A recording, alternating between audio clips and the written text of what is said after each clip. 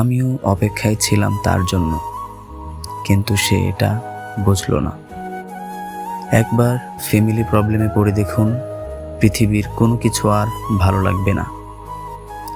সম্পর্ক আর পরিবার এমন এক মূল্যবান জিনিস যা সময় না দিলে নষ্ট হয়ে যায়। কিছু গল্পের শেষ কিভাবে হবে সেটা গল্পের মাঝামাঝি সময় বোঝা যায়। কি আশ্চর্য, তাই না? যাকে কখনো চিনতাম না, আজ তার জন্য কতই কষ্ট হয়। অপেক্ষায় আমিও ছিলাম তার জন্য, কিন্তু এটা সে বুঝল না। স্মৃতি নিয়ে বেঁচে থাকার চেয়ে স্বপ্ন নিয়ে বেঁচে থাকা অনেক ভালো। কারণ স্মৃতি মানুষকে কষ্ট দেয়, মানুষকে কাঁদায়, কিন্তু স্বপ্ন মানুষকে নতুন কিছুর আশায় রাখে।